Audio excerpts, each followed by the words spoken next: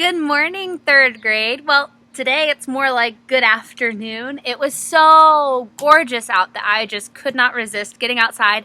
I got a workout in, I went on a walk, I had some breakfast, and so my schedule kind of got flip-flopped today. I decided I had to take advantage of this sun while it was out here, and I hope that you get to do the same. Looking at our assignment for today, we are in week 2, day 4. We need to reread What Should We Take to the Moon? Answer questions 6 and 7.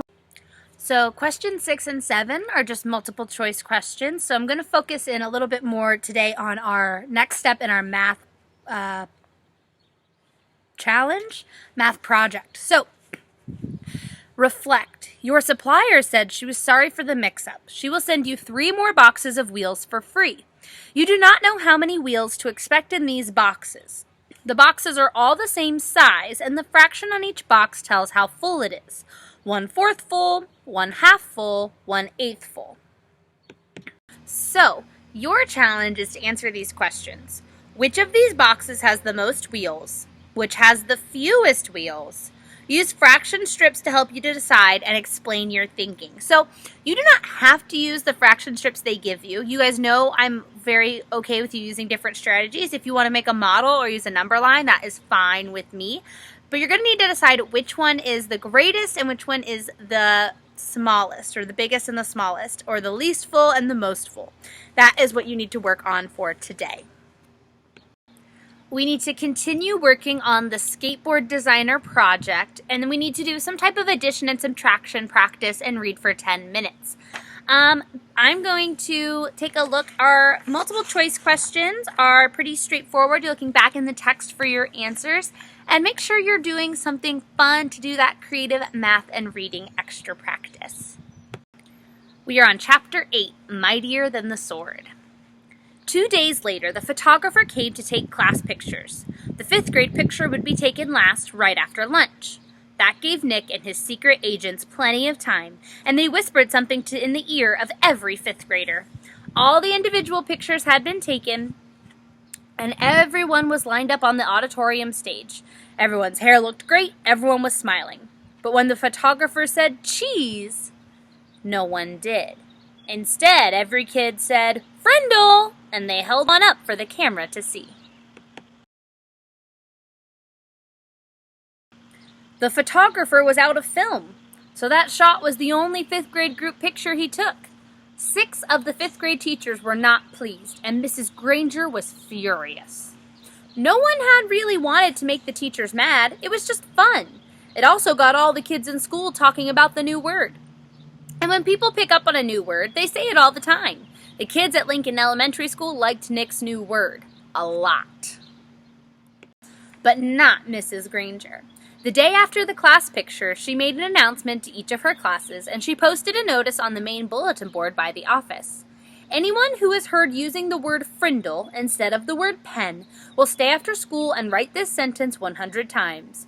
I am writing this punishment with a pen, Mrs. Granger. But that just made everyone want to use Nick's new word more. Staying after school with the lone Granger became a badge of honor. There were kids in her classroom every day after school. It went on like that for a couple of weeks. One day, near the end of 7th period, Mrs. Granger asked Nick to come talk to her after school. "This is not detention, Nicholas. I just want to talk." Nick was excited. It was kind of like a conference during a war. One side waves a white flag and the generals come out and talk. General Nicholas Allen. Nick liked the sound of that. He stuck his head in Mrs. Granger's doorway after school. "You wanted to talk to me?" "Yes, Nicholas. Please come in and sit down." When he was settled, she looked at him and said, "Don't you think this frindle business has gone far enough? It is just a disruption to the school, don't you think?" Nick swallowed hard, but he said, "I don't think there's anything wrong with it. It's just fun, and it really is a real word. It's not a bad word, just different. And besides, it's how words really change, isn't it? That's what you said." Mrs. Granger sighed. "It's how a word could be made up brand new, I suppose. But the word pen? Should it really be replaced by that other word? Pen has a long, rich history. It comes from the Latin word for feather, pinna. It started to become our word, pen, because quills made from feathers were some of the first writing tools ever made. It's a word that comes from somewhere. It makes sense, Nicholas. But frindle makes just as much sense to me, said Nick. After all, didn't someone just make up the word pinna, too? That got a spark from Mrs. Granger's eyes, but all she said was, "Then are you not going to stop this?" And Nick looked right in her eyes and said, "Well, a bunch of my friends and I took an oath about using the word, and we have to keep our promises. And besides, I don't think there's anything wrong with it. I like my word." Nick tried to look brave, like a good general should.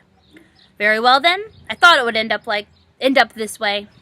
Mrs. Granger pulled a fat white envelope from her desk drawer and held it up. "This is a letter I have written to you, Nicholas." Nick held out his hand, thinking she was going to give it to him, but she didn't. "I am not going to send it to you until this is all over. I want you to sign your name and put today's date across the back of the envelope.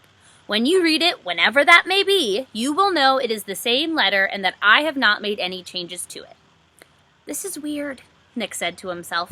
But to Mrs. Granger, he said, "Sure," and signed his name in his best cursive and put the date under it. Then Mrs. Granger stood up abruptly and said, "That's all for today, Nicholas, and may the best word win."